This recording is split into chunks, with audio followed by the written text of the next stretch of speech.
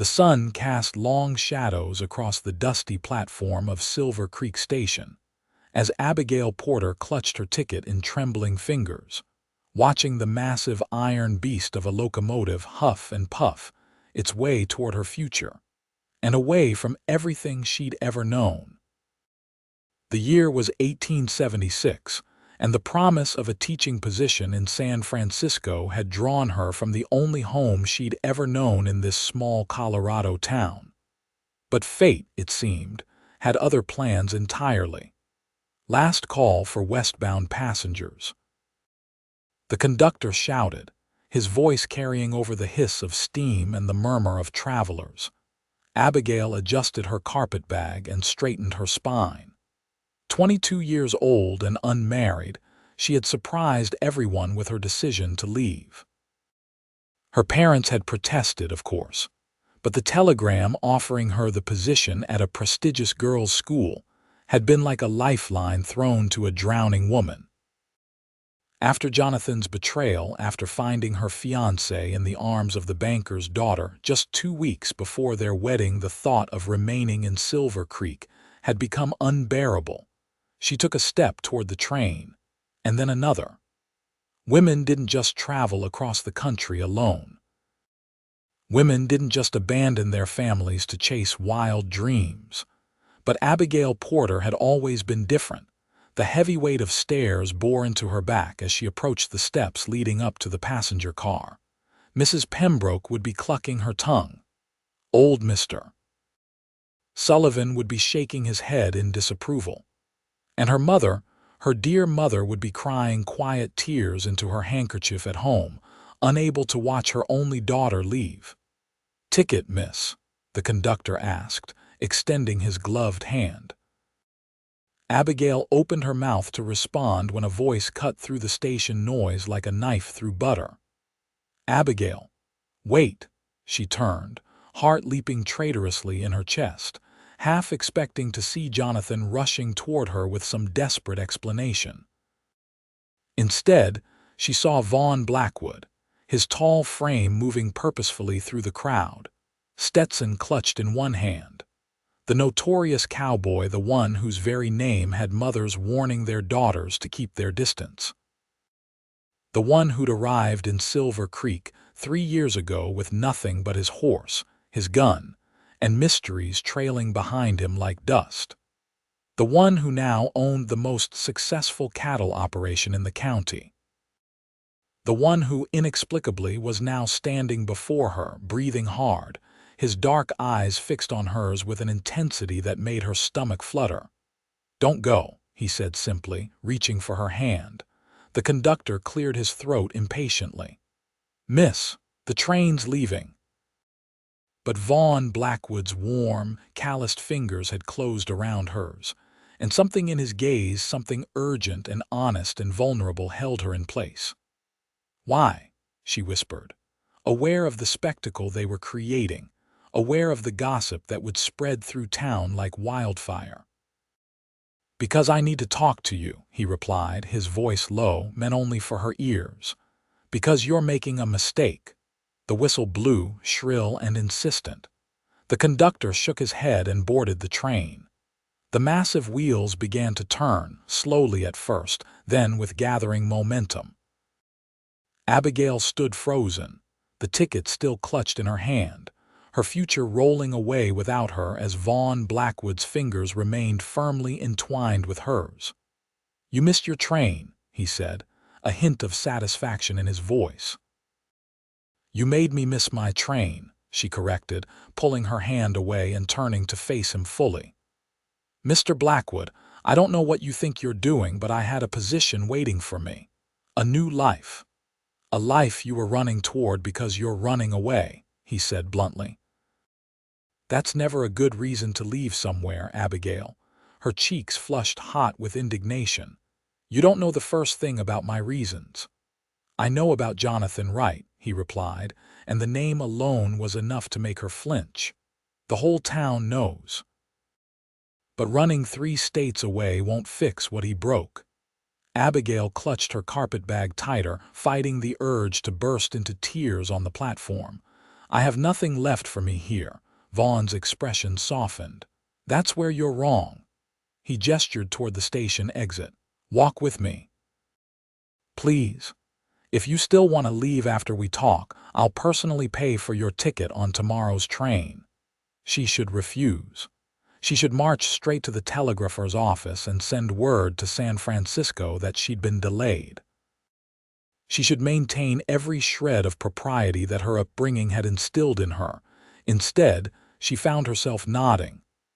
1 hour, she said firmly. You have 1 hour of my time, Mr. Blackwood. A slow smile spread across his face, transforming his features from merely handsome to devastating. That's more than I hoped for. He offered his arm. And please call me Vaughn.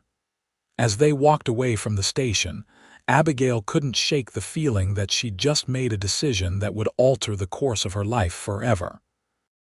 The main street of Silver Creek was bustling with midday activity as Vaughn led Abigail toward the Silver Spur Cafe.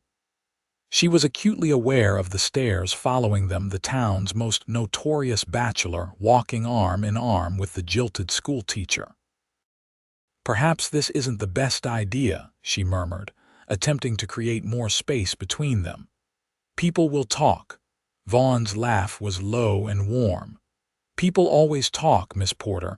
Might as well give them something worth discussing.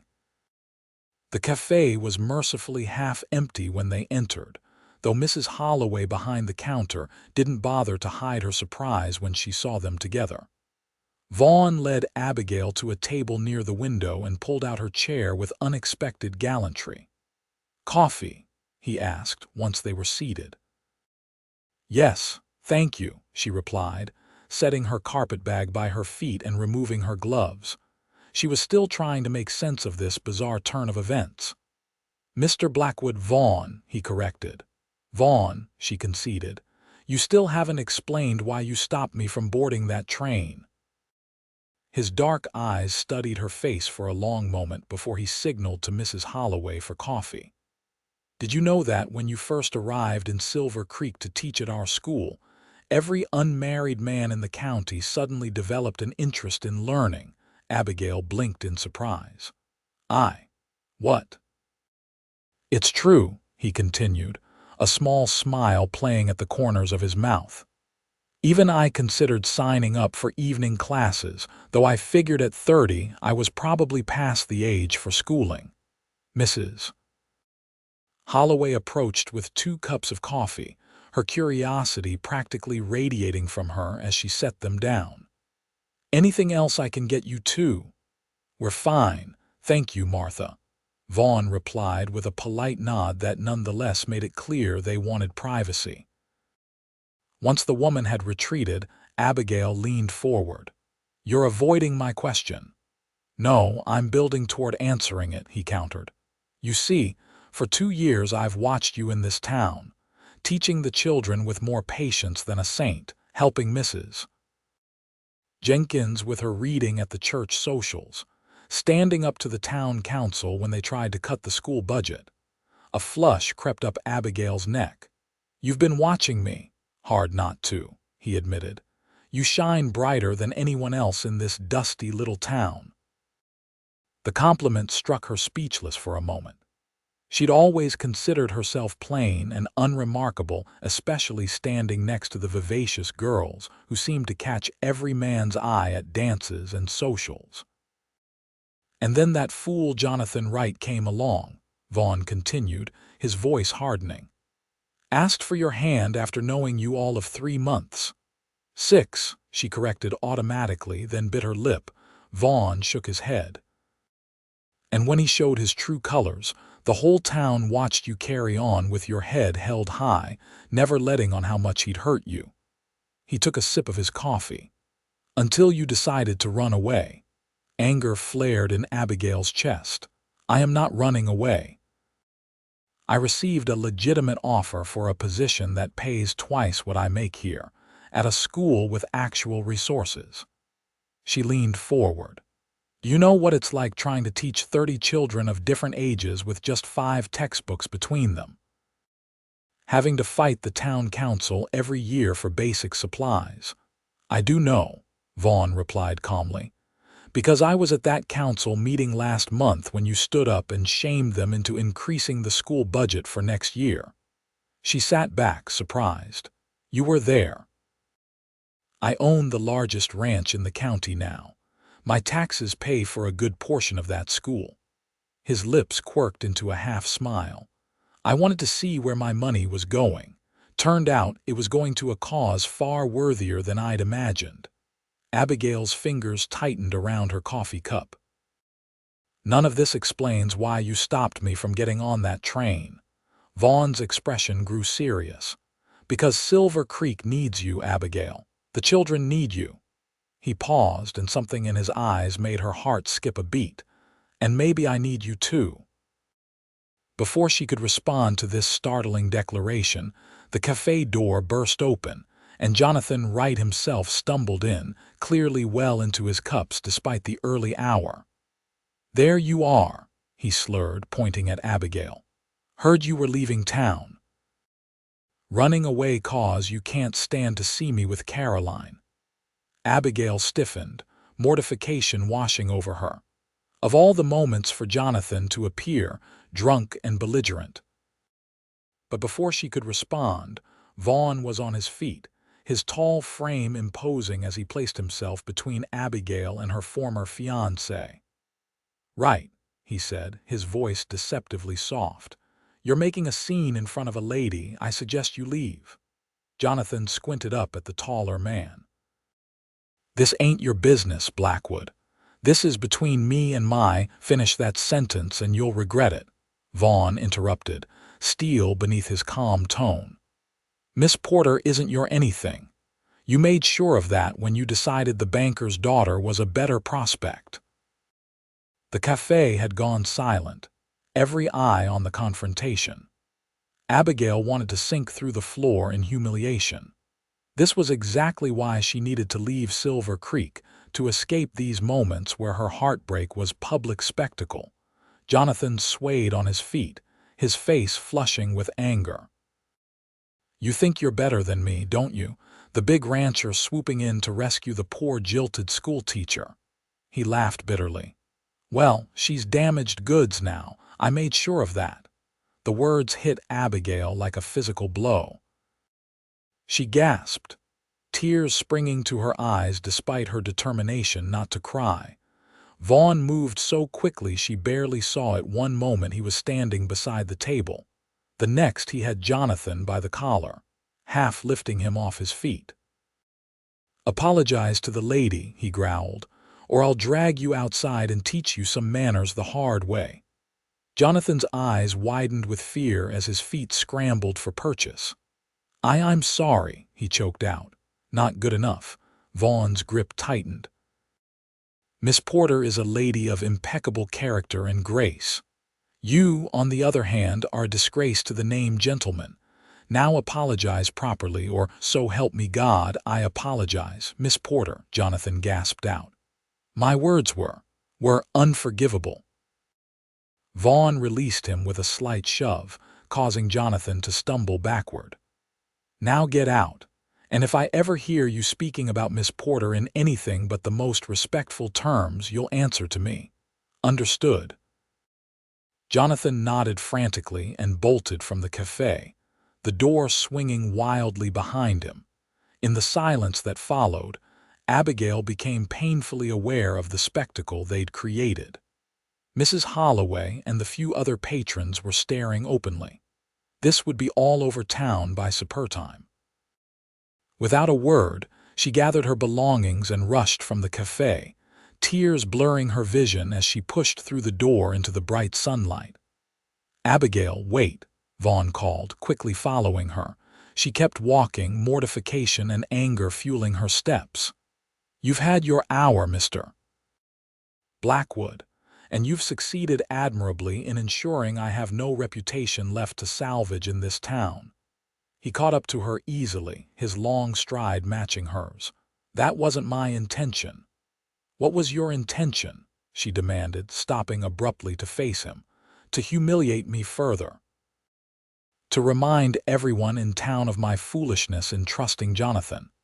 To protect you, he interrupted, his voice gentle. Because you deserve protecting, Abigail. You deserve so much more than what this town has given you. The sincerity in his eyes made her breath catch. Then why stop me from leaving? Because running away isn't the answer, he said simply.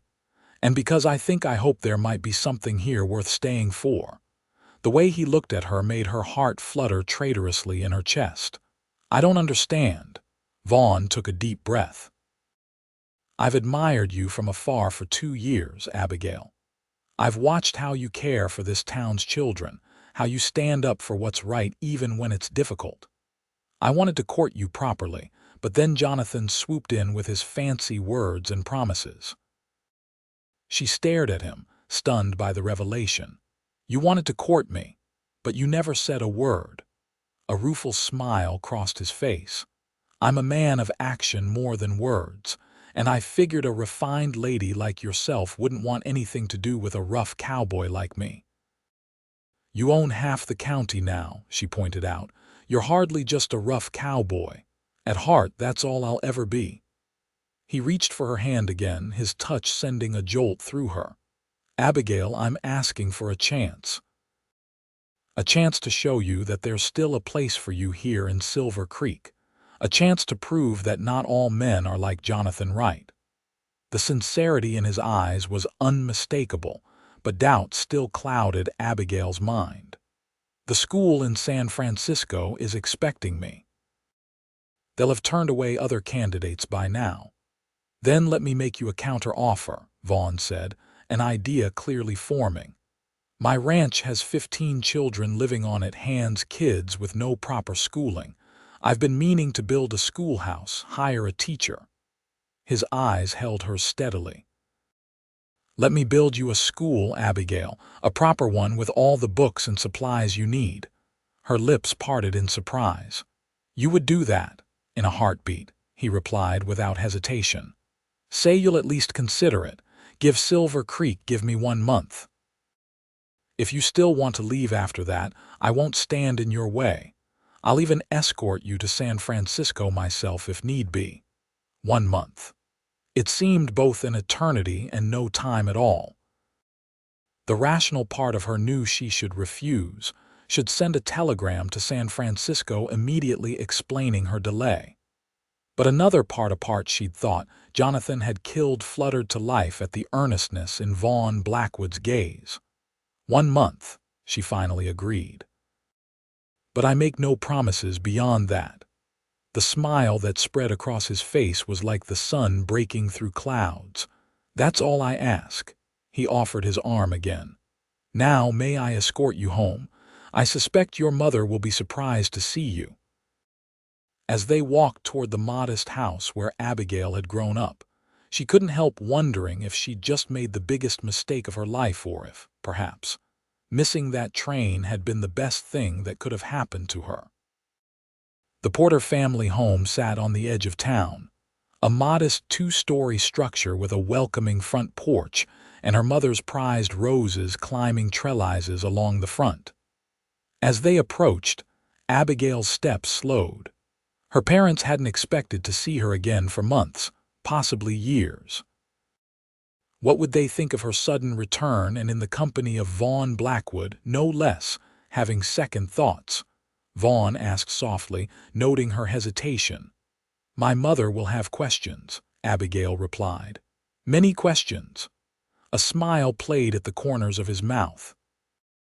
And I suspect most of them will be about me. Despite her nervousness, Abigail couldn't help returning his smile. You have a certain reputation in town, Mr. Blackwood. Oh, we're back to Mr. Blackwood now, he teased. And what reputation might that be? A mysterious loner. A man with a past he doesn't speak of.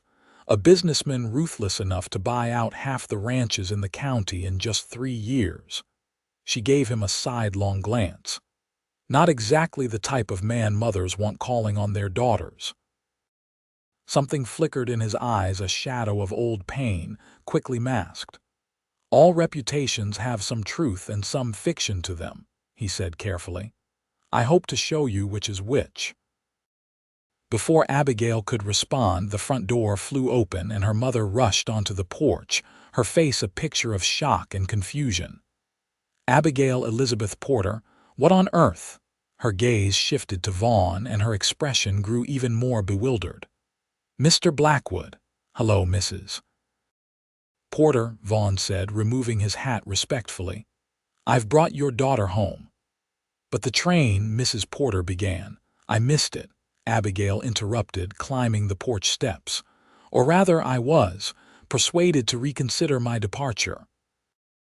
Her mother's sharp eyes darted between them, clearly calculating the implications. "I see," she said, though it was obvious she didn't see it all. "Perhaps you'd better come inside. Both of you," she added with a gesture that included Vaughn. The interior of the Porter home was modest but comfortable, with well-worn furniture and carefully preserved family mementos. Mrs. Porter led them to the sitting room, where Abigail's father looked up from his newspaper with astonishment. "Abby, what in heaven's name, Mr. Blackwood convinced me to delay my journey, father," Abigail explained, setting her carpetbag down. Mr. Porter rose to his feet, extending a hand to Vaughn. "Did he now?"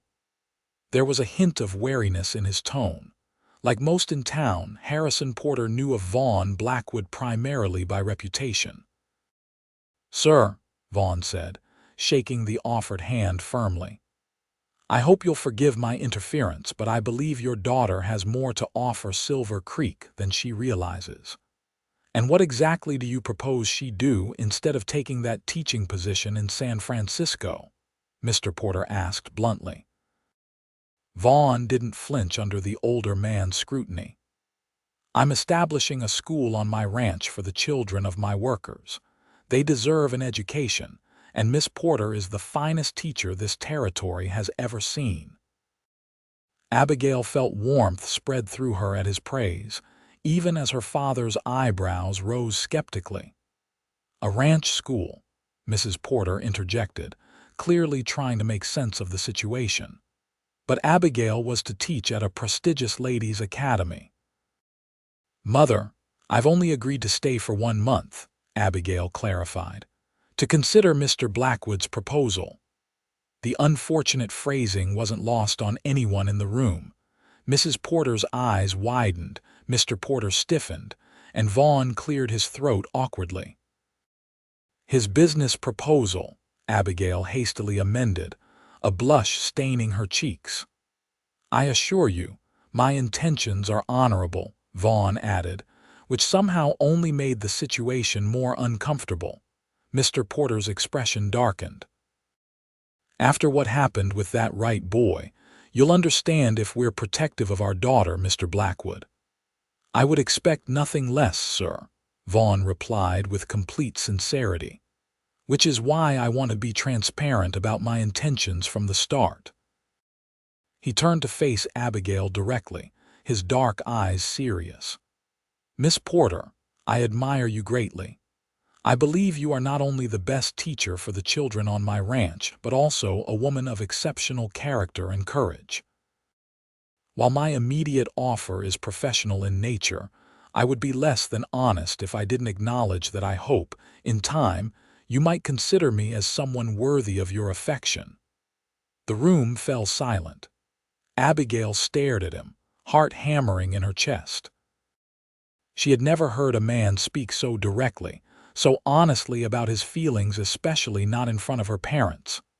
"Mr. Blackwood," her father finally said, breaking the tense silence, "you certainly don't mince words." "Life's too short for mincing words, Mr. Porter," Vaughn replied, his gaze never leaving Abigail's face. "I've learned that the hard way."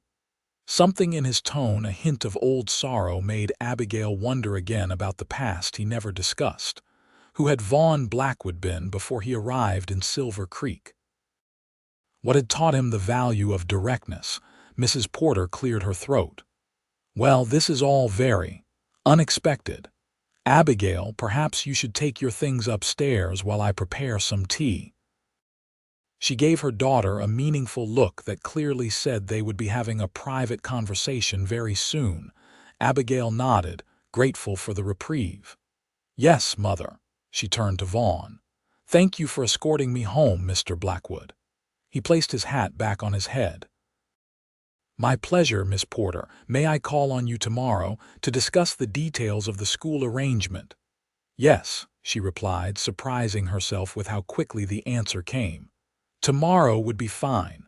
A small smile played at his lips. Until then. He nodded respectfully to her parents and took his leave, his tall figure cutting an impressive silhouette as he walked down the path toward the gate. The moment the door closed behind him, Mrs. Porter turned to her daughter with wide eyes. "Abigail Elizabeth Porter, you have some explaining to do."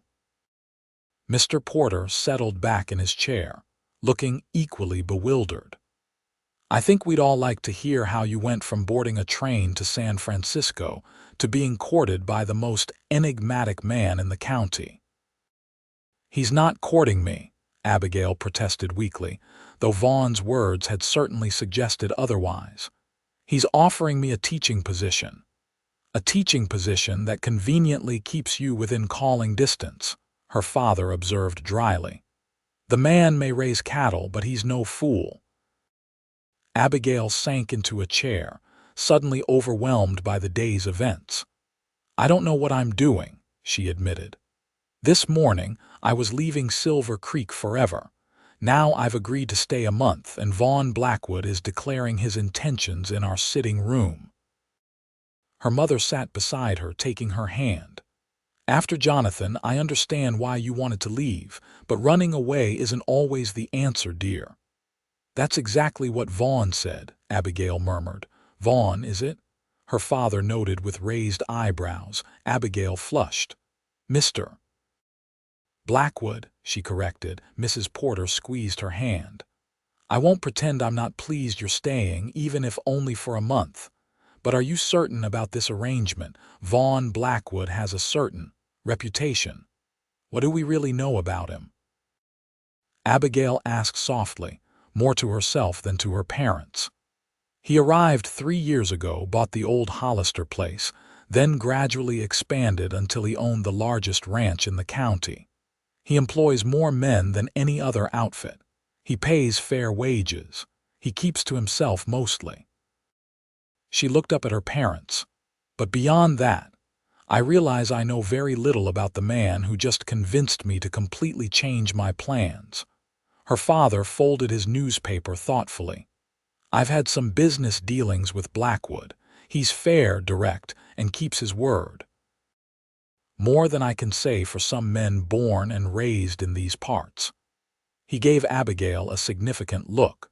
"But a man with means who appears suddenly with no family connections and a reluctance to discuss his past. There are bound to be questions."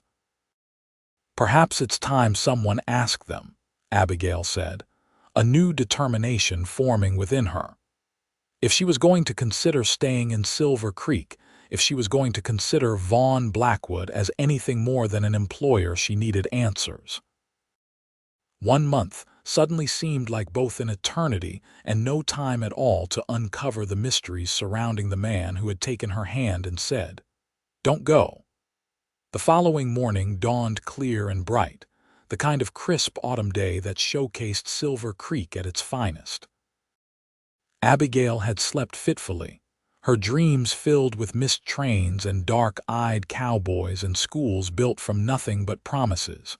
She dressed with particular care, selecting a blue dress that her mother had always said brought out the color of her eyes. As she pinned her hair up, she chided herself for the extra effort. This was to be a business meeting, nothing more. Yet Vaughn's words from the previous day echoed in her mind. "I hope in time you might consider me as someone worthy of your affection."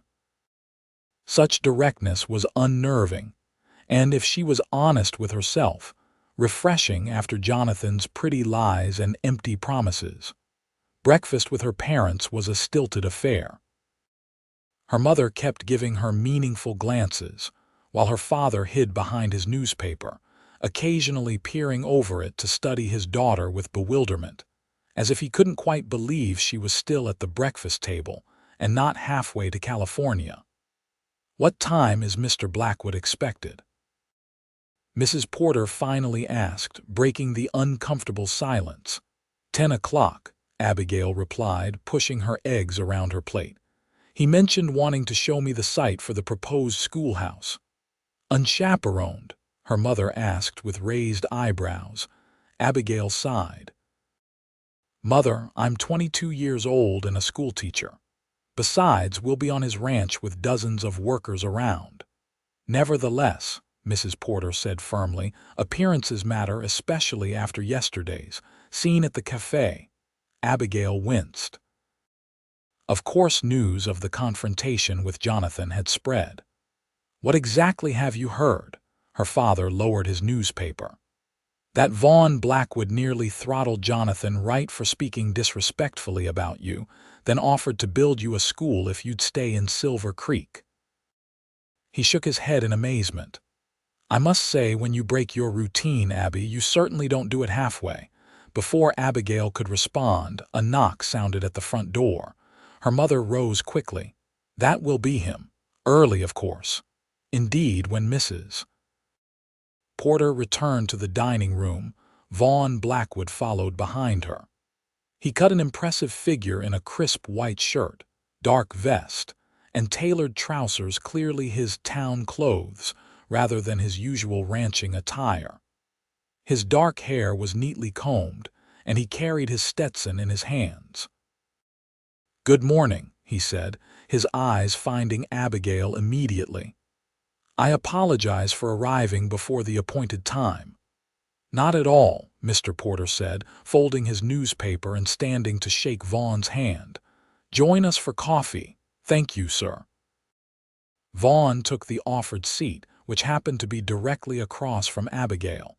His eyes lingered on her for a moment, appreciation evident in his gaze. "You look lovely this morning, Miss Porter." Abigail felt heat rise to her cheeks. "Thank you, Mr. Blackwood, Mrs.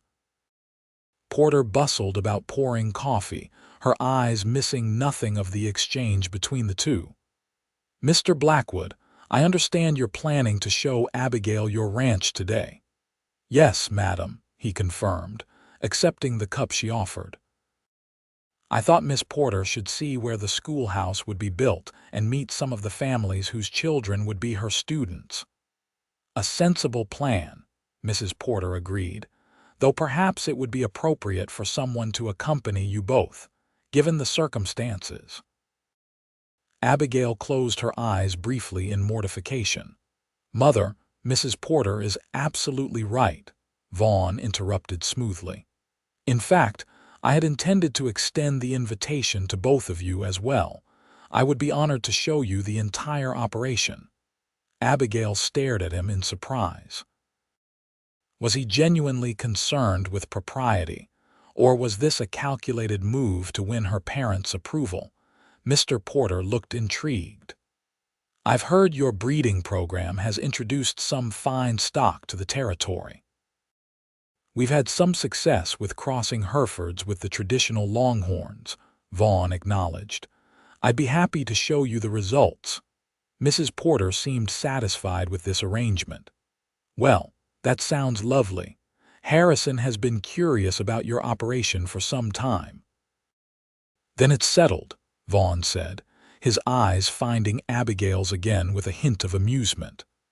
"The wagon is out front whenever you're all ready." An hour later, they were traveling along the road that led out of Silver Creek toward the sprawling Blackwood Ranch. Vaughn handled the team of horses with easy confidence, while Mr. Porter sat beside him on the driver's bench, already deep in conversation about cattle breeding and market prices. Abigail and her mother sat in the back of the wagon, which had been fitted with comfortable seats for the occasion. "He certainly came prepared," Mrs. Porter murmured, adjusting her bonnet against the sun. Abigail nodded, watching the back of Vaughn's broad shoulders as he guided the horses. "He seems to have thought of everything." "Men like Vaughn Blackwood usually do," her mother replied cryptically. The landscape gradually changed as they left town behind, the terrain opening up into vast grasslands dotted with stands of pine and aspen. In the distance, the foothills of the Rocky Mountains provided a dramatic backdrop. After about 40 minutes, they crested a rise, and the Blackwood Ranch spread out before them. Abigail couldn't suppress a gasp. She had known Vaughn's operation was substantial, but seeing it in person was another matter entirely. A large, two-story ranch house commanded a view of the valley, with numerous outbuildings arranged in a practical pattern around it. Corrals held horses and cattle, and in the distance, she could see the glint of sunlight on water, a creek running through the property. Several smaller cabins were clustered a short distance from the main house, presumably for the ranch hands and their families. "It's magnificent," she breathed. Vaughn glanced back at her, a smile touching his lips. "It's home," he said simply. As they approached, activity at the ranch became visible. Men on horseback moved among the cattle in the distance. A woman hung laundry outside one of the cabins. Several children were playing near a large oak tree. "Those would be some of your students," Vaughn told Abigail, nodding toward the children. "Ranging from 6 to 14 years old. Bright kids, all of them, but with no formal education beyond what their parents can provide in the evenings." The thought of those children without access to learning tugged at Abigail's heart. Teaching had never been just a job to her, it was a calling, a way to shape the future by guiding young minds. Vaughn guided the wagon to the front of the main house, where a middle-aged man with a weathered face emerged to greet them. "This is Miguel Vasquez, my foreman," Vaughn introduced as they disembarked. "Miguel, this is Mr. and Mrs. Porter and their daughter, Miss Abigail Porter." "The teacher," Miguel said with a nod and a warm smile. "My boys have been very excited since the boss told us you might be coming. They have many questions about books." Abigail returned his smile. "I'd be delighted to meet them." "All in good time," Vaughn said. "First, let me show you the site I've selected for the schoolhouse." He led them around the main house and up a gentle slope to a flat area overlooking the entire ranch. A small grove of aspen trees provided natural shade, and the view was spectacular in all directions. "Here," Vaughn said, gesturing to the clearing. "Large enough for a proper building with room to expand if needed, close enough to the main house and cabins for convenience, but separate enough to feel like its own place." He turned to Abigail. "What do you think?" She walked to the center of the clearing, trying to envision it a schoolhouse with large windows to let in the magnificent light, perhaps a small bell tower, benches under the aspens for outdoor lessons on fine days. Despite herself, she felt a flutter of excitement at the possibilities. "It's perfect," she admitted. "The children would have space to play, and the setting would inspire learning." Vaughn's smile was genuine, lighting his entire face. "That's exactly what I hoped you'd say." He reached into his vest pocket and withdrew a folded paper. "I had this drawn up last night." "Just preliminary ideas, of course." Abigail unfolded the paper to find a detailed sketch of a schoolhouse, far more substantial than she had imagined. The design showed a large main classroom, a smaller adjoining room that could serve as a library, and even modest living quarters. Living quarters. She questioned, looking up at him. "For the teacher," he explained. "I thought you might prefer to have your own space here at the ranch rather than traveling back and forth from town each day, especially in winter." Mrs. Porter peered over her daughter's shoulder at the plans. "This is quite extensive, Mr. Blackwood, and expensive, I would imagine."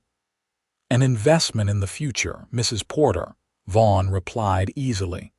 "These children deserve the best education possible, and that means providing the best facilities for their teacher, Mr.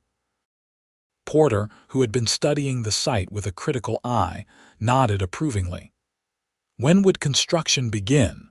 "Tomorrow, if Miss Porter agrees," Vaughn said, his eyes finding Abigail's. "I have the lumber already ordered and men ready to work. We could have the basic structure completed within 2 weeks." 2 weeks, Abigail echoed in disbelief. "That's impossible." Vaughn's smile turned slightly smug. "I don't believe in impossible, Miss Porter, not when something is important enough." The intensity of his gaze made her heart flutter traitorously. Was he still talking about the schoolhouse, or was there a deeper meaning to his words? "Come," he said, breaking the moment. "Let's meet your potential students." He led them back down the slope toward the cluster of cabins where they had seen the children playing. As they approached, a woman emerged from one of the cabins, wiping her hands on her apron. "Isabella," Vaughn called. "I'd like you to meet Miss Porter, the teacher I told you about." Isabella Vasquez, Miguel's wife as it turned out, greeted Abigail with an enthusiastic embrace that caught her by surprise. "Miss Porter, we have prayed for a teacher for our children. When the boss told us he might convince you to come, we were so happy." Before Abigail could respond, children began appearing from various directions, clearly having been watching for their arrival. They ranged in age just as Vaughn had described, from small ones barely old enough for schooling to teenagers on the cusp of adulthood. A boy of about 12 stepped forward, his dark eyes serious. "Are you really going to be our teacher, miss?" Abigail felt every eye on her, the children's hopeful gazes, her parents' curious ones, and Vaughn's steady, expectant look. She had promised him a month to consider his proposal, but standing here, seeing these eager faces, she felt her resolve to leave Silver Creek weakening already. "I'm considering it, yes," she replied carefully. "What's your name?" "David Vasquez, miss," the boy answered proudly. "I can already read some and do my sums up to multiplication. Papa taught me." Isabella beamed at her son. "David wants to be a doctor someday. Is that not wonderful? But he needs proper schooling."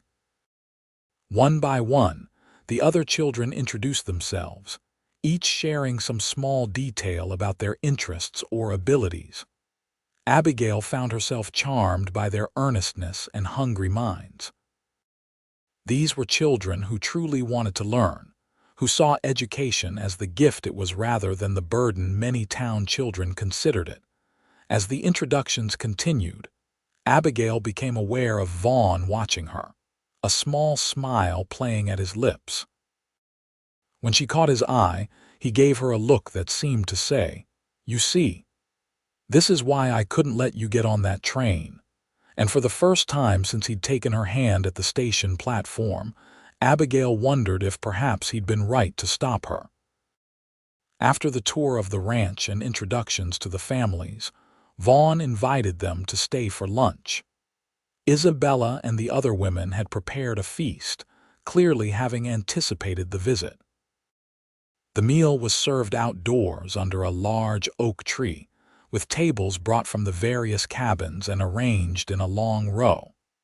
It was unlike any lunch Abigail had experienced in Silver Creek, where rigid social conventions dictated who sat where and what was discussed. Here, ranch hands and their families mingled freely. Conversation flowed in both English and Spanish, and children darted between the adults, their laughter a constant backdrop. Vaughn, she noticed, seemed completely at ease in this setting. He spoke Spanish with the Mexican workers, knew each person by name, and inquired about specific concerns with genuine interest. It was a side of him she hadn't expected, this easy camaraderie with people many would consider beneath their station. "You seem surprised," he commented quietly when he found a moment to sit beside her. "I am," Abigail admitted. "This isn't what I expected." His eyebrow rose slightly. "What did you expect?" She hesitated, not wanting to offend him. "I suppose I expected more formality." more division between the owner and the workers. Vaughn considered this as he took a sip of coffee. These people aren't just workers to me, Abigail. They're the heart of everything I've built here. His gaze swept over the gathering. Miguel was the first man to believe in my vision for this place. His family has become like my own. You have no family of your own. The question slipped out before she could consider its propriety. A shadow crossed his face. Not anymore, he said simply, and something in his tone made it clear the subject was closed. Before Abigail could apologize for her intrusion, David Vasquez approached them, clutching a worn book to his chest. "Miss Porter," he said hesitantly, would you read some of this to us? Mama says you read more beautifully than anyone." Abigail smiled, touched by the request. "Of course, David." She accepted the book, a battered copy of Robinson Crusoe, and looked around at the expectant faces of the children who had gathered close upon seeing the book. "Perhaps under the oak tree," she suggested, and was immediately surrounded by children eager to lead her to the spot. As she settled against the trunk of the massive tree with children arranging themselves in a semicircle before her, Abigail caught sight of Vaughn watching from a distance, a look of such tenderness on his face that it made her breath catch. When he realized she'd noticed, he didn't look away, but instead held her gaze steadily, a small smile playing at his lips. Abigail began to read, the familiar words flowing easily as she lost herself in the story and the rapt attention of her audience.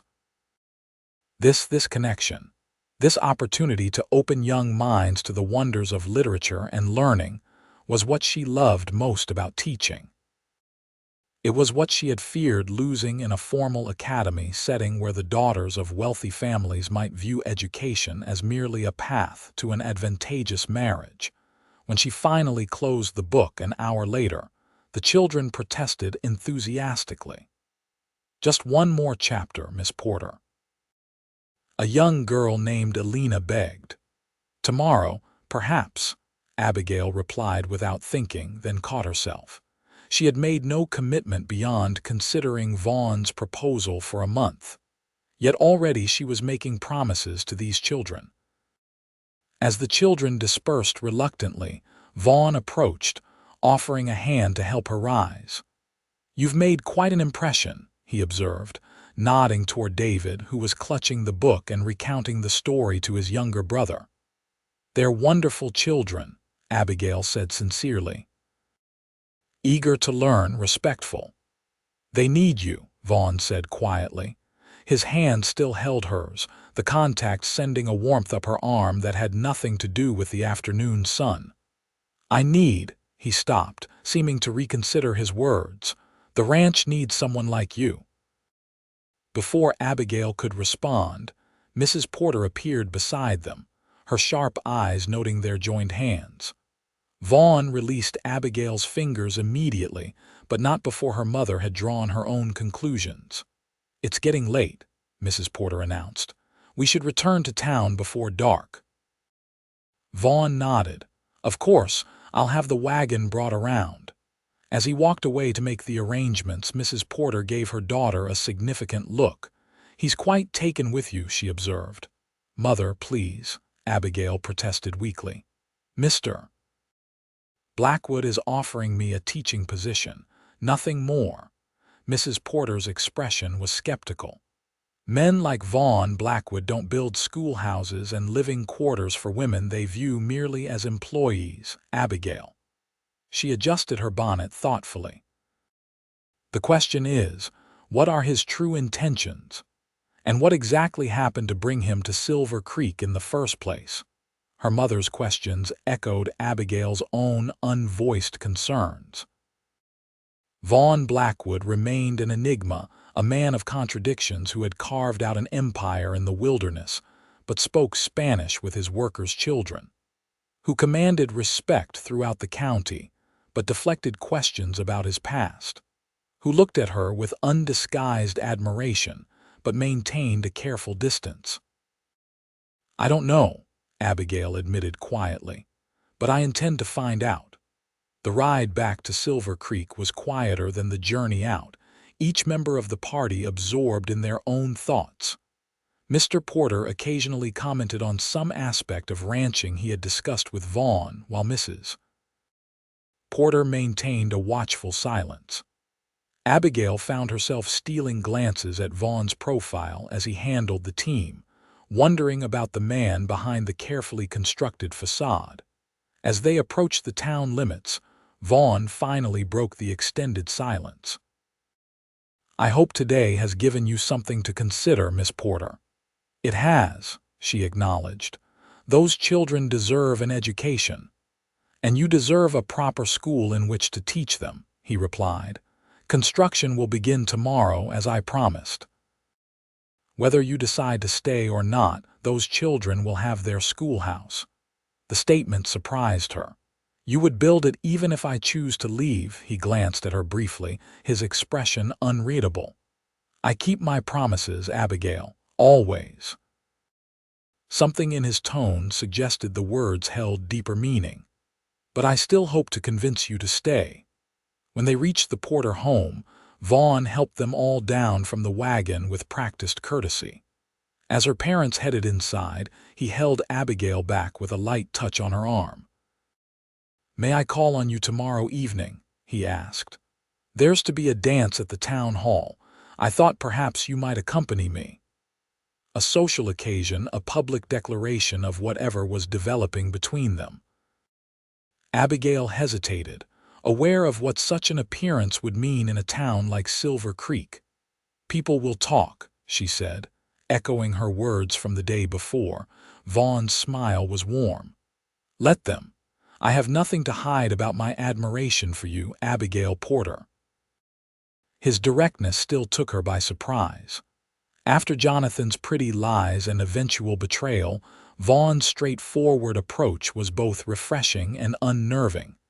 "Very well," she found herself agreeing. "Tomorrow evening." The smile that spread across his face was worth whatever gossip might follow. "Until then," he said, raising her hand briefly to his lips before turning back to his wagon. Abigail watched him drive away, her hand still tingling from the contact. One day into her month in Silver Creek, and already Vaughn Blackwood was making it increasingly difficult to imagine leaving again. Word of Abigail's return and her apparent connection to Vaughn Blackwood spread through Silver Creek like wildfire. By the following morning, callers began arriving at the Porter home, ostensibly to welcome Abigail back, but obviously burning with curiosity about the rumors. Mrs. Holloway from the cafe was first, bringing a pie and thinly veiled questions about that handsome Mr. Blackwood. She was followed by Reverend Peterson's wife, who mentioned that the church would certainly benefit from Abigail's continued presence in the choir. By midday, Abigail had endured 3 more visits, each visitor more transparent than the last in their attempts to uncover the nature of her relationship with the mysterious rancher. "This is exactly why I wanted to leave," Abigail complained to her mother after showing out Mrs. Pembroke, who had barely disguised her probing questions as concern for Abigail's reputation. "Everyone in this town believes they have a right to know every detail of my personal affairs." Mrs. Porter sighed, gathering the teacups left from their latest visitor. "It's the nature of small towns, dear. People care, people meddle," Abigail corrected. "And judge. They also support one another," her mother pointed out gently. "When your father was ill last winter, who brought food for weeks? Who took over his duties at the store? Who prayed with me when we thought we might lose him?" Abigail's irritation softened.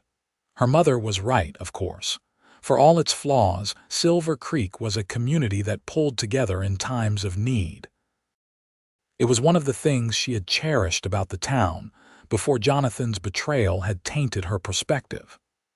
"I just wish they wouldn't assume the worst about my association with Vaughn," she admitted.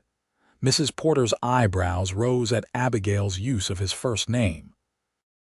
"And what exactly is your association with Mr. Blackwood? You've known him properly for all of 2 days." "I'm considering his offer to teach at his ranch school," Abigail replied, deliberately focusing on the professional aspect of their relationship. "And the dance tonight," her mother pressed. "Is that also professional in nature?" Before Abigail could formulate a response, a knock at the door announced yet another visitor. With a sigh, she went to answer it, expecting another curious neighbor. Instead, she found Isabella Vasquez on the porch, a young girl at her side. "Miss Porter," Isabella greeted her warmly. "I hope we are not intruding." "Not at all," Abigail replied, genuinely pleased to see the woman. "Please come in." Isabella introduced the girl as her niece Maria, who had recently arrived from Mexico and spoke very little English. "I thought perhaps you might have some advice for helping her learn," Isabella explained once they were seated in the parlor. "The other children try to teach her, but it is difficult." The request touched Abigail deeply. Here was a genuine need, a reminder of why teaching mattered so much to her. "Of course," she said, smiling at the shy girl. "In fact, I have some books that might help." She retrieved several primers she had used with younger students who were just beginning to read, showing Isabella how the simple texts paired words with pictures. As they discussed teaching methods, Abigail found herself growing animated, her earlier frustration forgotten in the familiar territory of education. "You have a gift," Isabella observed after watching Abigail work with Maria for nearly an hour. "The boss was right about you." Abigail glanced up, curious. "What did Mr. Blackwood say about me?" A knowing smile crossed Isabella's face. "That you are not just a teacher but someone who changes lives. That the children would love you as she stopped abruptly, then continued more carefully, "as all of us already do." The slip was not lost on Abigail, nor on Mrs. Porter, who had remained quietly observant throughout the visit. What exactly had Vaughn been saying about her to his ranch families? After Isabella and Maria departed with the borrowed books and a promise to return them soon, Mrs. Porter gave her daughter a significant look. "It seems Mr. Blackwood holds you in very high esteem." "So it seems," Abigail agreed, her mind still catching on Isabella's almost revelation. "Perhaps," her mother suggested cautiously, "his interest in establishing a school has as much to do with keeping you in Silver Creek as it does with educating those children." The thought had occurred to Abigail as well. "Would that be so terrible?" she asked softly. "If his motives are partly personal," Mrs. Porter studied her daughter's face carefully. "Not terrible, no. But you should be clear-eyed about what you're walking into, Abigail. Vaughn Blackwood is not Jonathan Wright. He's a man who built an empire from nothing in 3 years. A man who inspires both fear and respect throughout the county. A man with secrets. Everyone has secrets, Mother." "Some secrets are weightier than others," Mrs. Porter replied. "Before you give your heart to this man, and I can see you're already considering it, make sure you know who he truly is." The wisdom in her mother's words was undeniable. For all the attraction Abigail felt toward Vaughn, for all his apparent honesty and his admiration of her, there remained a shroud of mystery around him that she could not ignore. Tonight, she decided. At the dance, she would begin to uncover the truth about Vaughn Blackwood, the man who had taken her hand and changed the course of her life with 2 simple words: "Don't go." The town hall was transformed for the monthly dance, lanterns casting a warm glow over the wooden floor, while bunting decorated the walls in festive swags.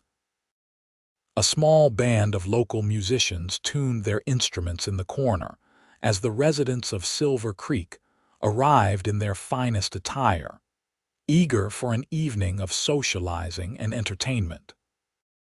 Abigail smoothed the skirt of her emerald green dress, her finest, saved for special occasions, and tried to calm the flutter of nerves in her stomach. Vaughn had arrived precisely at the appointed time, looking devastatingly handsome in a formal black suit that emphasized his broad shoulders and trim waist. The appreciative glance he'd given her when she descended the stairs had sent a rush of warmth through her that lingered even now. "You look beautiful," he'd said simply, offering his arm with a gallantry that made her feel like the heroine in a novel. Now, as they entered the town hall together, Abigail was acutely aware of the stares and whispers that followed them. Vaughn, however, seemed completely unfazed by the attention, his hand steady at the small of her back as he guided her through the crowd. "Miss Porter," Mayor Hollings greeted them, his wife at his side. "What a pleasant surprise to see you still in town. We had heard you were bound for San Francisco." "My plans have changed, at least temporarily," Abigail replied with a polite smile. "Mr. Blackwood has offered me a teaching position at his ranch school." Mrs. Hollings's eyebrows rose nearly to her hairline. "A ranch school? How unconventional." "Progress often is, Mrs. Hollings," Vaughn replied smoothly. "The children of my workers deserve the same quality education as any in town." The mayor cleared his throat. "Yes, well, very commendable, though we had hoped our own school might benefit from Miss Porter's talents again in the fall. Perhaps arrangements could be made for collaboration between the schools," Vaughn suggested, his tone making it clear this was more than a casual thought. Miss Porter's expertise could benefit children throughout the county. The political implications were not lost on the mayor, who nodded thoughtfully. Abigail marveled at Vaughn's subtle diplomacy, offering a compromise that acknowledged the town's interests while maintaining his own position. As the mayor and his wife moved on to greet other arrivals, Vaughn leaned closer to Abigail. "Shall we dance?" he murmured, his breath warm against her ear. The band had begun a waltz, the lilting melody filling the hall. Abigail hesitated only briefly before nodding. To dance with Vaughn would be to make a public statement about their relationship, whatever that relationship might be. But she found she no longer cared about the town's gossip. He led her onto the floor with confident grace, one hand clasping hers while the other rested lightly at her waist. As they began to move in time to the music, Abigail discovered that Vaughn Blackwood danced as he did everything else with purpose and skill. "You seem surprised," he observed, a smile playing at his lips. "I didn't expect you to be so accomplished at dancing," she admitted. His eyes held a hint of amusement. "There's a great deal you don't know about me yet, Abigail." "Yes," she agreed, seizing the opening. "For instance, where did you learn to dance like this? It's not a skill one typically associates with cattle ranching." A shadow crossed his face, so briefly she might have imagined it. "My mother insisted on dancing lessons. She believed a gentleman should know how to move properly in society." "Your mother sounds like a wise woman," Abigail ventured, hoping to draw him out further. "She was," he replied, the past tense confirming what Abigail had suspected. "She died many years ago." "I'm sorry," she said softly. "And your father," Vaughn's jaw tightened almost imperceptibly, "also gone." He guided her through a turn, his movements never faltering despite the personal nature of their conversation. "What else would you like to know, Abigail? I can see the questions in your eyes." His directness took her by surprise yet again. "Where were you before Silver Creek?" she asked, deciding that forthrightness deserved the same in return. "St. Louis mostly," he replied. "Before that Chicago, before that Boston." "You've traveled extensively, necessity rather than choice," he said cryptically. Before she could press further, the music ended, and polite applause filled the hall. Vaughn released her waist but retained her hand, tucking it into the crook of his arm as he led her toward the refreshment table. Their progress was interrupted by the approach of a familiar figure, Jonathan Wright, mercifully sober this time, but no less unwelcome. He had Caroline Montgomery on his arm, the banker's daughter, looking uncomfortably caught between embarrassment and defiance. "Abigail," Jonathan greeted her with forced politeness. "Blackwood." Vaughn's posture stiffened slightly, but his voice remained civil. "Right, Miss Montgomery." An awkward silence descended, broken finally by Caroline. "We were surprised to hear you decided to stay in Silver Creek, Miss Porter. Father had heard you accepted a position in San Francisco." "Plans change," Abigail replied evenly. Jonathan's gaze flicked between Abigail and Vaughn, a hint of jealousy darkening his features. Quite a rapid change. One might wonder what was so persuasive. The implication in his tone made Abigail's cheeks flush with anger. Before she could respond, Vaughn spoke, his voice dangerously soft. "I think we've established that your opinions on Miss Porter's decisions are neither wanted nor valued, right?" The words were polite, but the steel beneath them was unmistakable. "If you'll excuse us." He guided Abigail away, his hand steady at her elbow. When they reached a quieter corner of the hall, he turned to face her, genuine concern in his eyes. "I apologize for that," he said. "Wright seems determined to cause you discomfort." "It's not your fault," Abigail assured him, touched by his protectiveness. "Jonathan has always had a talent for saying exactly the wrong thing at the wrong time." Vaughn's expression darkened. "Men like that rarely change." He shook his head slightly, as if dispelling an unpleasant memory. "Would you like to continue our dance, or would you prefer some air? The evening is mild." The offer of escape was tempting. Despite her determination to enjoy the evening, the encounter with Jonathan had left Abigail feeling unsettled. Some air would be lovely, she decided. Vaughn offered his arm again, leading her toward the side doors that opened onto a small garden area beside the town hall. A few lanterns illuminated the space, casting a gentle glow over benches and flowering shrubs. Several couples had already sought the relative privacy of the garden, but Vaughn found them an unoccupied bench beneath a flowering apple tree. As they sat, Abigail was acutely aware of his presence beside her, the clean scent of his shaving soap, the warmth radiating from his body in the cool evening air. For a moment, neither spoke, the sounds of the dance muted by distance and the gentle rustling of leaves above them. "You were asking about my past," Vaughn finally said, breaking the silence. "Why?" Abigail turned to face him, determined to be honest. "Because you're a mystery, Vaughn Blackwood. You arrived in Silver Creek 3 years ago with no connections, no history that anyone knew. You built a ranching empire practically overnight. You speak like an educated man, dance like someone trained in the finest ballrooms, yet live on the frontier and seem completely at ease among cowboys and cattle." A small smile played at his lips. "And this bothers you?" "It intrigues me," she corrected. "But it also concerns me. My mother believes," she hesitated, then continued more carefully. "My mother suggests I should know more about the man who seems determined to keep me in Silver Creek." Vaughn was silent for a long moment, his gaze fixed on the distant mountains barely visible in the moonlight. When he finally spoke, his voice was quiet but clear. "I was born Vaughn Blackwood Astor, son of William and Eleanor Astor of Boston. My father was a shipping magnate with interests in railroads, banking, and land development. I was educated at Harvard, groomed to take over the family empire."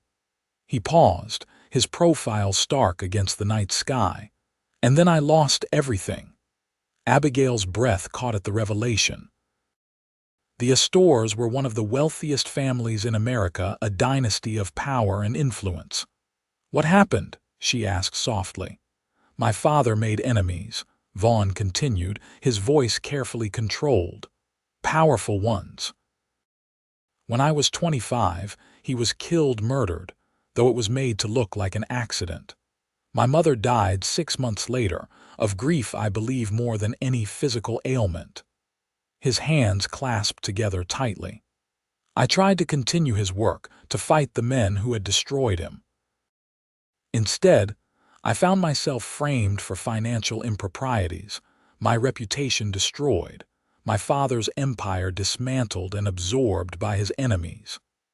The pain in his voice was palpable, a wound still raw despite the passing years.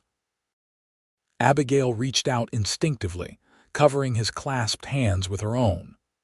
I'm so sorry, she whispered, his fingers unclenched, one hand turning to capture hers. I left Boston with what little I could salvage, determined to rebuild somewhere my family name wouldn't be a liability. I dropped a store and became simply Vaughn Blackwood. I worked my way west, learning each new business as I went banking in Chicago, livestock trading in St. Louis. A grim smile crossed his face. I made new enemies along the way, men who discovered my true identity and thought to use it against me. Is that why you came to Silver Creek? Abigail asked. To escape them, Vaughn nodded. And to start again, somewhere remote enough that my past wouldn't follow easily. I bought the old Hollister place with the last of my capital and threw myself into building something new, something honest. His eyes found hers in the dim light. For 3 years I've lived with one foot always ready to run, always watching for signs that my past had caught up with me. And has it? She asked, suddenly fearful for him. No, he said with certainty. Silver Creek is far from the corridors of power where my enemies move. Here, a man is judged by his actions, not his name or his history. He squeezed her hand gently. Here I found something I never expected to find again. What?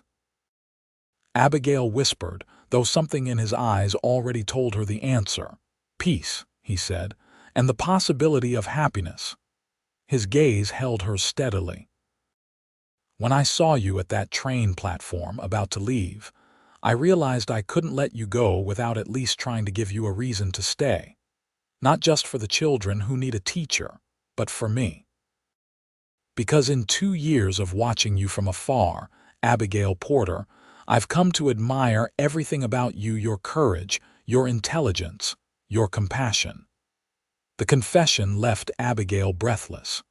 No man had ever spoken to her with such honesty, such vulnerability. Jonathan's courtship had been all flattery and pretty words, hollow at the core. Vaughn's plain speaking, the raw truth of his past, the simple declaration of his feelings, these had a weight and substance that touched her deeply. Thank you, she said finally, for trusting me with your story. I've told no one else, he admitted. Not even Miguel knows the full truth of who I was. The significance of his confidence was not lost on her. Your secret is safe with me, she promised. Vaughn's expression softened, relief and something warmer mingling in his gaze. I think perhaps we should return to the dance, he suggested, though he made no move to release her hand. Before your mother sends out a search party. Abigail smiled, reluctant to break the intimate moment but aware of the proprieties. Yes, I suppose we should. As they rose from the bench, Vaughn paused, still holding her hand. Abigail, he said, his voice low and serious, I've been honest with you about my past. Now I want to be honest about my hopes for the future. I'm building that schoolhouse for those children, yes. But I'm also building it for you to give you a reason to stay in Silver Creek, to stay near me. His dark eyes searched hers. I don't expect any promises now, just the chance to show you day by day that there's a place for you here, with me. The directness of his declaration took her breath away. In that moment, with the moonlight filtering through apple blossoms above them and the distant music of the dance floating on the night air, Abigail found herself reconsidering everything she had planned for her future. San Francisco seemed suddenly distant and unimportant compared to the possibilities before her in Silver Creek, teaching eager children, building something meaningful, and perhaps finding a love more genuine than she had ever dared hope for. "I can't promise I'll stay beyond the month we agreed upon," she said carefully, "but I can promise to consider it with an open heart." The smile that spread across Vaughn's face was like sunrise breaking over the mountains, warm, radiant, full of promise. "That's all I ask," he said, and offered his arm to escort her back to the dance. As they walked, Abigail realized that for the first time since Jonathan's betrayal, she was looking forward rather than back, and the future suddenly seemed filled with possibilities she had never imagined. The weeks that followed the dance passed in a blur of activity. True to his word, Vaughn began construction on the schoolhouse immediately. Abigail visited the site every few days, marveling at the rapid progress. Teams of men worked from dawn to dusk, the skeleton of the building taking shape against the backdrop of mountains and sky. "It's magnificent," she told Vaughn during one such visit, as they stood together watching the roof beams being raised. "Far grander than I expected." "Nothing but the best for our teacher," he replied with a smile that warmed her from within. "Our teacher." The simple phrase carried a weight of meaning that Abigail found herself embracing more each day. The children from the ranch visited her regularly in town, bringing small gifts, wildflowers, an interestingly shaped stone, a drawing made with precious pencils, and questions about when their lessons would begin. "Soon," she promised them, her heart already committed though her mind still harbored doubts about abandoning her San Francisco plans entirely. In the evenings, Vaughn often called at the Porter home, sometimes to discuss details of the school but increasingly just to spend time with Abigail. They would sit on the front porch as twilight deepened, talking about books they had read, places they had seen, hopes for the future. With each conversation, each shared confidence, Abigail felt herself drawing closer to this complex man who had revealed his true self to her alone.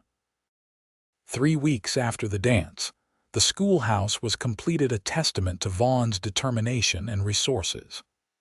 The building stood proudly on its hill, white clapboard gleaming in the sun, large windows promising light and air for young learners. Inside, desks had been arranged in neat rows, a teacher's desk positioned at the front. Bookshelves lined one wall, already partially filled with volumes Vaughn had ordered from Denver. "It's perfect," Abigail breathed as he gave her the formal tour. The adjacent living quarters were equally impressive, a sitting room with a stone fireplace, a small but functional kitchen, a bedroom with a view of the mountains, and even a tiny study where she could prepare lessons and grade papers. "You like it?" Vaughn asked, a hint of uncertainty in his voice that she found endearing from such a typically confident man. "It's more than I ever dreamed," she admitted, running her hand along the smooth surface of the desk. "Any teacher would be fortunate to work in such surroundings." "Not any teacher," he corrected gently. "You, Abigail, this was built for you." The intensity in his gaze made her heart race. Over the past weeks, their relationship had developed a depth and intimacy that went far beyond friendship. Though Vaughn had been scrupulously respectful of her reputation, never overstepping the bounds of propriety. But in moments like this, alone together in the space he had created for her, Abigail felt the powerful current of attraction between them. "Vaughn," she began, not entirely sure what she meant to say. Before she could continue, the sound of approaching horses interrupted the moment. Vaughn moved to the window, his expression shifting from tender to concerned as he recognized the riders. "Sheriff Tanner," he murmured. "And Jonathan Wright. What could they want?" Abigail felt a chill of apprehension. She joined Vaughn at the window, watching as the two men dismounted and approached the schoolhouse. "Stay here," Vaughn said, his voice suddenly hard. "I'll speak with them." "No," Abigail countered, placing a hand on his arm. "We'll speak with them together." After a moment's hesitation, he nodded and they moved to the schoolhouse entrance together. Vaughn opened the door just as Sheriff Tanner raised his hand to knock. "Blackwood," the sheriff greeted him, his expression grim. "Miss Porter." "Sheriff," Vaughn replied evenly. "Right. What brings you out this way?" Jonathan stood slightly behind the sheriff, a smug expression on his face that immediately put Abigail on edge. "Got some questions need answering," Sheriff Tanner said, his weathered face betraying nothing of his thoughts. "Mind if we come in?" Vaughn stepped back, allowing the men to enter the schoolhouse. "What's this about, Sheriff?" Tanner removed his hat, turning it in his hands, a gesture Abigail recognized as discomfort. "Received a telegram this morning from St. Louis," he said finally. "Seems someone there is mighty interested in finding a man matching your description. Goes by the name Astor." Abigail felt Vaughn stiffen beside her, though his face remained impassive. "Is that so?" he asked, his voice betraying nothing. "Said this Astor fellow is wanted for questioning in connection with some financial irregularities," the sheriff continued. "Substantial sums of money gone missing." Jonathan's smirk widened.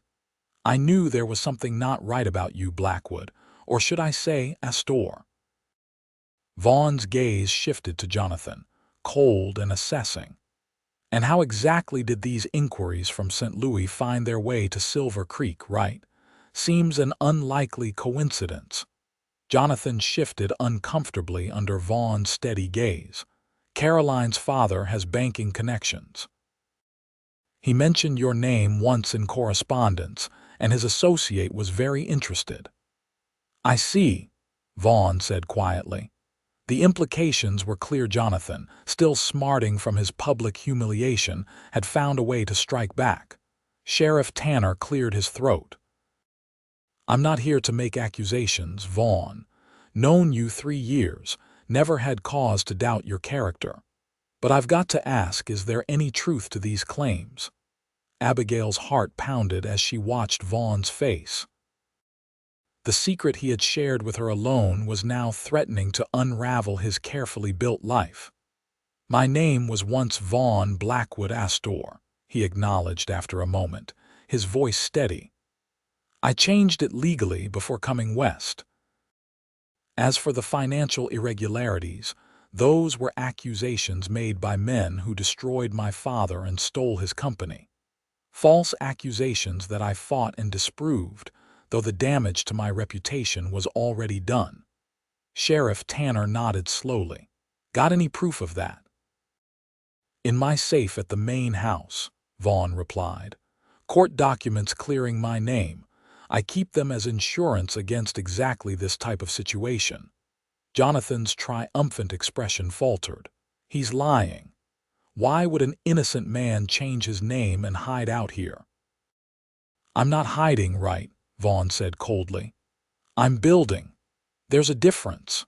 "Sheriff," Abigail interjected, unable to remain silent any longer, "Mr. Blackwood has been nothing but an asset to this community. This schoolhouse alone represents a significant investment in Silver Creek's future." "I don't disagree, Miss Porter," Tanner replied kindly, "but I've got to follow through on official inquiries." He turned back to Vaughn. "If you'd be willing to show me those documents, I expect that would clear things up." "Of course," Vaughn agreed. "They're at the house." As the men prepared to leave, Jonathan lingered, his gaze shifting to Abigail with a mixture of spite and satisfaction. Not such a fine catch after all, is he? A man running from his past, living under a false name. "Get out," Abigail said quietly, anger building within her. "You did this deliberately out of petty jealousy." Jonathan shrugged, unrepentant. "Just thought you should know who you're really dealing with." Unlike some, I actually care about your welfare. My welfare, Abigail repeated incredulously. You humiliated me, Jonathan. You betrayed me weeks before our wedding, and now you claim concern for my welfare. Abigail, he began, taking a step toward her. Miss Porter to you, she interrupted, her voice like ice. And I suggest you leave before Mr. Blackwood returns.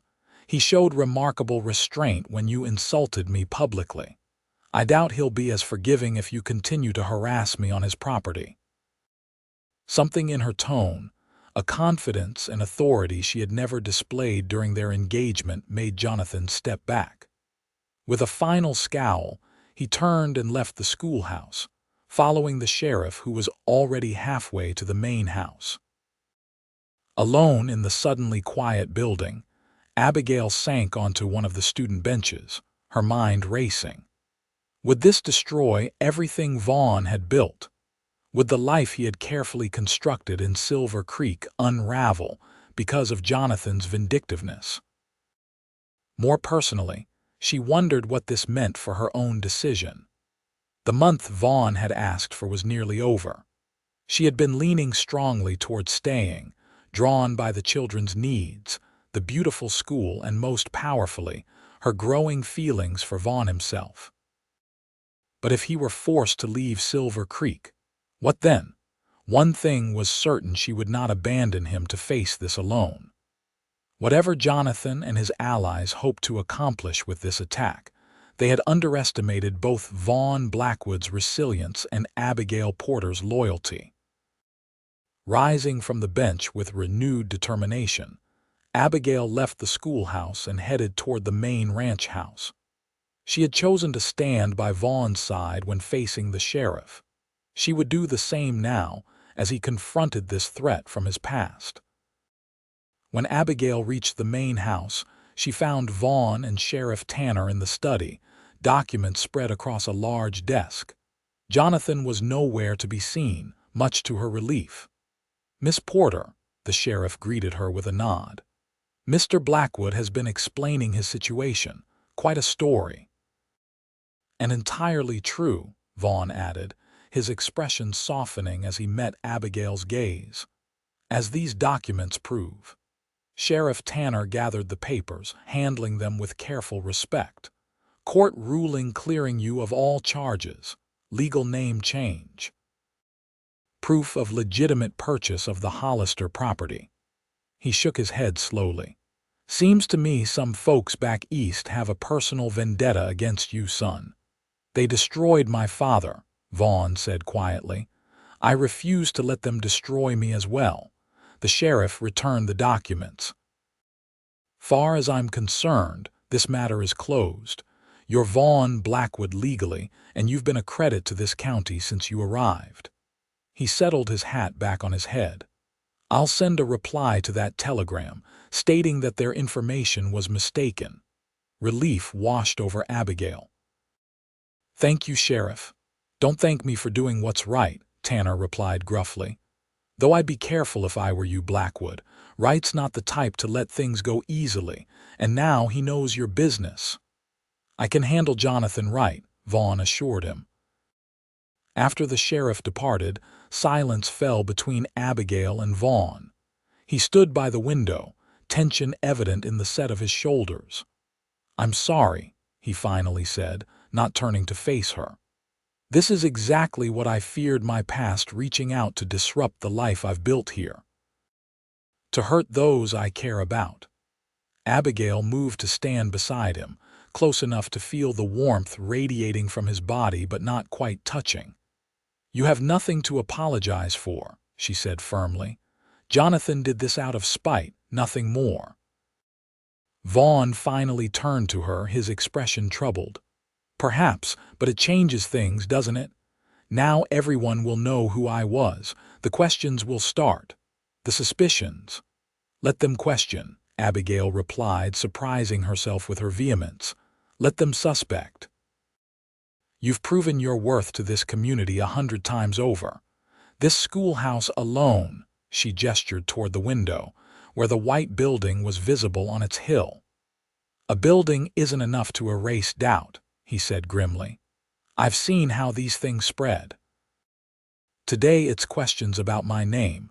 Tomorrow it will be whispers about my character, my intentions. His gaze held hers, pained but resolute. I won't let that touch you, Abigail. Your reputation in this town is too important. Understanding dawned cold and sharp. You're pushing me away, she realized. After everything, after asking me to stay, after building that school you're giving up because of Jonathan Wright's petty revenge. I'm protecting you, Vaughn corrected, his voice tight with emotion. The last thing I want is for you to be caught in the crossfire of my past. Anger flared in Abigail's chest, hot and unexpected. I don't need your protection, Vaughn Blackwood. I need your trust. I need you to believe that I'm strong enough to stand beside you, whatever comes. He stared at her, clearly taken aback by her passionate response. Abigail, no, she interrupted, stepping closer to him. Listen to me. For 2 years I taught in a town that barely valued education. I endured Jonathan's betrayal with my head held high. I was prepared to travel alone across the country to build a new life. I am not some fragile flower that will wilt at the first sign of difficulty. Vaughn's expression softened, a hint of admiration replacing the concern in his eyes. No, he agreed quietly. You're certainly not that. Then don't insult me by trying to make my decisions for me, she continued, her voice steadier now. If you want me to leave Silver Creek because you no longer wish for my company, tell me so directly. But if you're pushing me away because you think it's for my own good, then you don't know me as well as I thought you did. For a long moment, Vaughn simply looked at her, something shifting in his gaze, respect, wonder, and beneath it all, a tenderness that made her heart race. You're remarkable, he finally said, reaching out to brush a strand of hair from her face. And you're right. I was making the same mistake my father made with my mother, trying to shield her from difficulties rather than trusting her strength. His hand lingered near her cheek. I won't make that mistake again. Relief washed through Abigail. Good, she said simply. A smile tugged at the corners of his mouth. So what happens now, Miss Porter? Your month is nearly over. San Francisco still awaits. Abigail took a deep breath, the decision that had been forming in her heart for weeks now crystallizing into certainty. San Francisco will have to find another teacher, she said. I'm needed here. The smile that spread across Vaughn's face was like the sun breaking through clouds. Are you certain? I don't want you to stay out of obligation or pity. I'm staying because there are children here who need me, Abigail interrupted. I'm staying because I've built a life in this community, imperfect as it may be. She met his gaze steadily.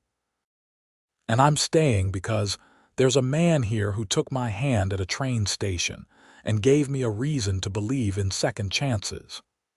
Vaughn's hands framed her face, his touch gentle but firm. Abigail Porter, he said, his voice low and intense.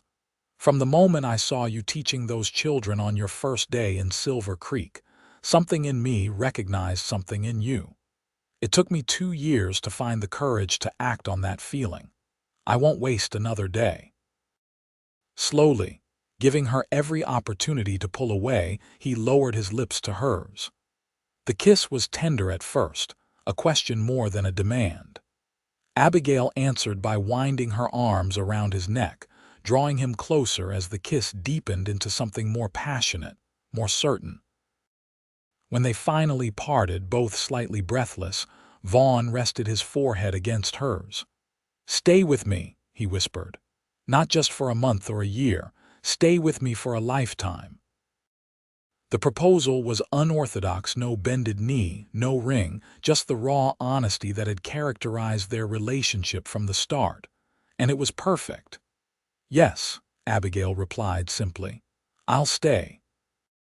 The news of Abigail Porter's engagement to Vaughn Blackwood spread through Silver Creek like wildfire. eliciting reactions ranging from delight to consternation. The revelation of Vaughn's true identity and the documents proving his innocence of any wrongdoing became secondary to the romantic tale of the schoolteacher who had almost left and the rancher who had stopped her at the last moment. "It's like something from a novel, Mrs. Holloway declared as she served coffee to her morning customers at the cafe, taking her hand right there on the train platform and saying, "Don't go, if that isn't the most romantic thing I ever heard." The wedding was set for the following spring, giving Abigail time to establish her school and Vaughn time to complete the additions he insisted on making to the ranch house for his bride. In the meantime, Abigail took up residence in the teachers' quarters attached to the schoolhouse, with Isabella Vasquez serving as a companion to ensure propriety was maintained.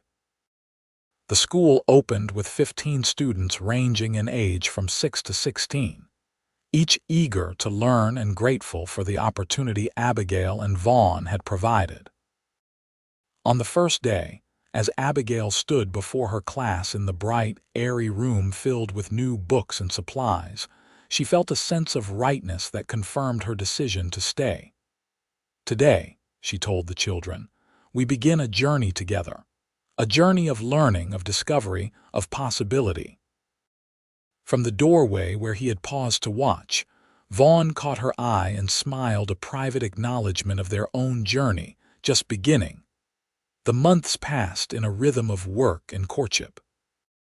Each evening after school, Vaughn would escort Abigail on walks around the ranch, discussing the day's events and planning for their future together. On Sundays, they attended church in town, their presence together gradually becoming accepted and even celebrated by most of the community. Jonathan Wright and Caroline Montgomery left Silver Creek in November, bound for Denver where the banker's daughter had relatives. Their departure removed the last shadow from Abigail's happiness, though she found she could now think of Jonathan with pity rather than pain. He had never known what true partnership could be, the kind she was discovering with Vaughn. Winter arrived with heavy snows that transformed the landscape into a pristine wonderland. The schoolhouse, with its large windows and efficient stove, remained a warm haven for learning. On the coldest days, Vaughn insisted on escorting Abigail himself from her quarters to the classroom, though it was only a short walk. "You don't need to worry," she told him one morning as he brushed snow from her cloak. "I'm perfectly capable of walking through a little snow." "I know you're capable," he replied with a smile. "But I enjoy taking care of you, Abigail. It gives me pleasure to know you're safe and warm." It was these small moments of tenderness, rather than grand gestures, that continually deepened Abigail's love for him. Vaughn Blackwood might be a powerful rancher with a complicated past, but he was also a man who noticed when she was tired and brought her tea, who remembered which books she loved and found rare copies for her library, who listened to her ideas about education with genuine interest and respect. As spring approached, and with it their wedding day, Abigail found herself reflecting on the remarkable turn her life had taken. Had she boarded that train as planned, she would now be teaching wealthy girls in San Francisco, perhaps finding satisfaction in her work, but missing the deep connection to community and land that she had discovered at Blackwood Ranch. And she would never have known the profound joy of loving and being loved by Vaughn. The wedding day dawned clear and mild, the kind of perfect spring morning that seemed designed for new beginnings. The ceremony was held in the Silver Creek Church, filled to capacity with townspeople and ranch workers alike. Abigail's students had decorated the sanctuary with wildflowers gathered from the hills, and Miguel Vasquez's oldest son played the violin as Abigail walked down the aisle on her father's arm. Vaughn waited at the altar, his usually composed face alight with wonder as he watched his bride approach. When Mr. Porter placed Abigail's hand in Vaughn's, the moment echoed that first encounter at the train station. A hand extended, a choice offered, a future changed. "Dearly beloved," Reverend Peterson began, his voice carrying through the hushed church. "We are gathered here today to join this man and this woman in holy matrimony." The traditional words washed over Abigail as she stood facing Vaughn, his dark eyes never leaving hers. When it came time for their vows, he spoke with the straightforward honesty that had characterized their relationship from the beginning. "Abigail Porter," he said, his voice steady and clear, "I take you as my wife, pledging to love and honor you all the days of my life. I promise to stand beside you in joy and in sorrow, in plenty and in want, in sickness and in health. I promise to cherish your strength, respect your wisdom, and support your dreams." His voice softened, meant only for her ears. "And I promise never to forget how close I came to losing you before I'd even found you." Tears welled in Abigail's eyes as she spoke her own vows, her voice wavering slightly with emotion, but gaining strength with each word. "Vaughn Blackwood, I take you as my husband, pledging to love and honor you all the days of my life. I promise to stand beside you in joy and in sorrow, in plenty and in want, in sickness and in health. I promise to be your partner in all things, to face whatever comes with courage and faith." She squeezed his hands gently. "And I promise to be forever grateful that you took my hand that day and said, 'Don't go.'" The exchange of rings, the pronouncement of marriage, the first kiss as husband and wife all passed in a blur of joy and solemnity. As they turned to face their friends and family as Mr. and Mrs. Blackwood, Abigail felt a sense of completion, of having found her true place in the world. The celebration that followed at Blackwood Ranch was unlike anything Silver Creek had seen before. Tables were set up under the great oak tree where Abigail had first read to the children. Musicians played while couples danced on a wooden floor constructed for the occasion. Food and drink flowed freely, Vaughn having spared no expense to ensure every guest was well fed and entertained.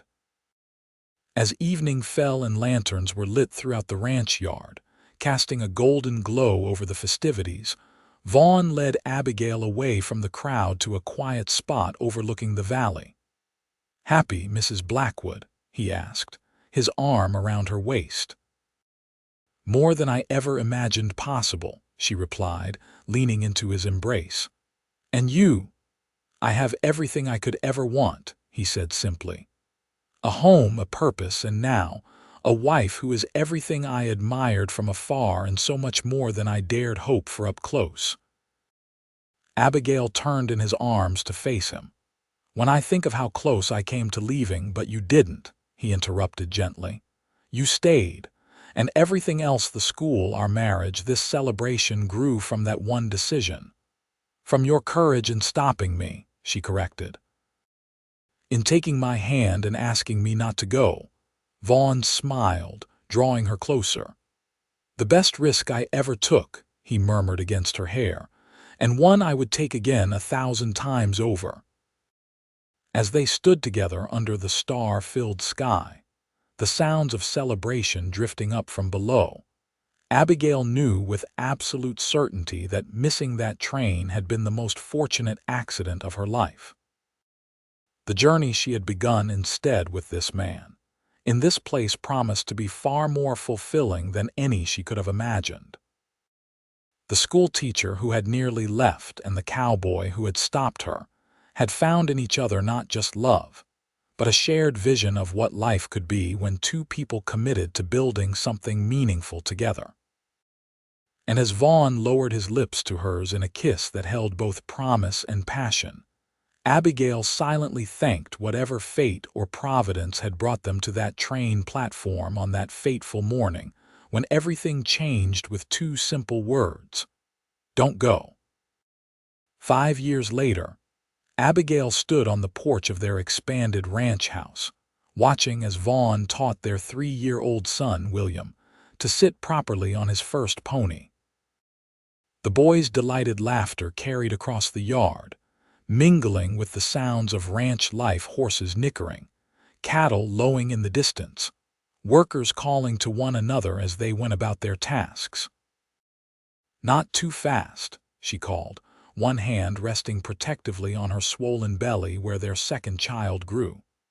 The doctor had confirmed just yesterday that all was proceeding well with this pregnancy, easier than her first had been. Vaughn looked up with a grin that still made her heart skip. "He's a natural, just like his mother." "His mother prefers books to horses," Abigail reminded him with a smile. "And yet she rides better than half my ranch hands," Vaughn countered, leading the pony in a careful circle with William clutching the saddle horn, his small face alight with excitement. It was true over the years. Abigail had embraced ranch life with the same determination she brought to everything. She had learned to ride properly, to help with calving when needed, even to shoot with reasonable accuracy after Vaughn insisted she know how to protect herself during the rare occasions he had to travel. In return, Vaughn had embraced her world of books and ideas, often joining her evening classes for adults that had become a popular addition to the school's offerings. Together, they had expanded the original schoolhouse twice to accommodate the growing number of students, as neighboring ranches began sending their children once word spread of the quality of education available. The Blackwood Ranch School, as it was now known, had 6 teachers besides Abigail herself, who served as headmistress while continuing to teach the advanced students. The reputation of the school had grown throughout the territory, with several graduates now attending universities in the East, their tuition quietly provided by Vaughn, who believed talent should never be limited by finances. The ranch itself had prospered beyond even Vaughn's ambitious plans. His breeding programs had produced cattle particularly well suited to the Colorado climate, and his business acumen had expanded their operations to include investments in mining, timber, and a small but growing railroad that connected previously isolated communities to larger markets. But for all their public success, it was their private happiness that Abigail treasured most. The partnership they had forged was stronger than she could have imagined on that long-ago wedding day. They had weathered challenges together: a devastating winter storm that threatened their herds, a fire that destroyed part of the original ranch house, even a brief return of the enemies from Vaughn's past who had attempted to discredit him in Denver business circles. Through it all, they had stood side by side, each lending strength to the other when needed, and in the quiet moments reading together by the fire, walking at sunset among the aspens, watching their son discover the world they had built a life rich with meaning and joy. "Mama, look," William called, sitting straighter in the saddle as Vaughn led the pony toward the porch. "I'm riding."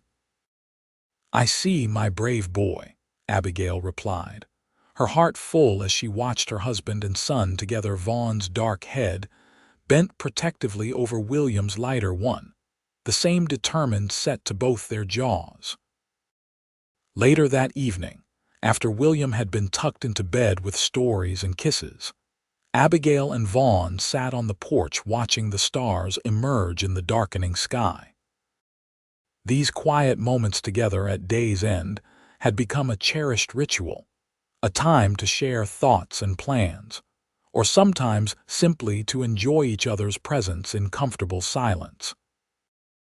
"I had a letter from David Vasquez today," Abigail said, referring to their first student who was now in his 2nd year of medical studies in Boston. "He's at the top of his class." Vaughn nodded with satisfaction. "Miguel and Isabella must be bursting with pride." "They are." "And grateful to you for making it possible." He shook his head slightly. "I only provided the opportunity. David did the work with your teaching as his foundation." Abigail smiled, acknowledging the truth in his words. "It's remarkable to think of how much has changed in 5 years. When I consider how close I came to leaving all this behind." "Don't," Vaughn interrupted gently, taking her hand. "We've had this conversation 100 times, my love. You didn't leave. That's what matters." She squeezed his fingers, still marveling sometimes at how perfectly their hands fit together. "I was thinking today about that moment at the train station. You never did tell me exactly what made you decide to come after me that day." Vaughn was quiet for a long moment, his thumb tracing patterns on her palm. "Fear," he finally said. "Not of being alone, I'd been alone for years, but of watching you leave and knowing I'd missed the chance to discover if what I felt for you from afar might grow into something real."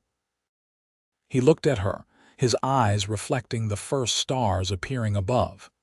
"It was the first truly impulsive thing I'd done since coming to Silver Creek. And yet it changed everything," Abigail observed. "For the better," he agreed, leaning over to kiss her softly. "Every day for the better." As his lips met hers, Abigail felt the same flutter of joy that his kisses had always evoked, undiminished by years of marriage. When they parted, she rested her head against his shoulder, his arm coming around her as naturally as breathing. In the distance, a train whistle sounded, the evening express passing through Silver Creek on its way west. Once, that sound had represented escape, a future elsewhere, the promise of something different. Now, it was simply part of the tapestry of sounds that made up home. Abigail Porter Blackwood, who had once stood on a station platform with a ticket to San Francisco clutched in her hand, silently thanked the man beside her for having the courage to take that hand and say the words that had changed both their lives forever. "Don't go." She hadn't gone. And in staying, she had found everything she hadn't known. She was seeking purpose, community, family, and a love that grew stronger with each passing day. The school teacher and the cowboy, building a life together in the shadow of the mountains, writing their own story one day at a time. It was, Abigail thought as Vaughn's hand came to rest protectively over hers on her rounded belly, the finest story she could imagine being part of. And like all the best stories, theirs was still being written, with chapters yet to unfold and adventures yet to be shared. But the beginning, that moment of decision on a train platform when a cowboy took her hand and said, "Don't go," would always remain the turning point, the instant when everything changed, when the future realigned itself into something neither of them could have predicted, but both now treasured beyond measure. And as the stars continued to emerge in the vast Colorado sky, Abigail knew with absolute certainty that she had made the right choice, not just for the children she taught, or the community she served, or even for the family she and Vaughn had created together, but for herself. For the woman who had once been ready to run from heartbreak and had instead found the courage to stay and build something far more meaningful than escape could ever have offered. "I love you," she whispered, the words simple but carrying the weight of all they had become to each other. "And I love you," Vaughn replied, his voice deep and certain in the gathering darkness. "Always."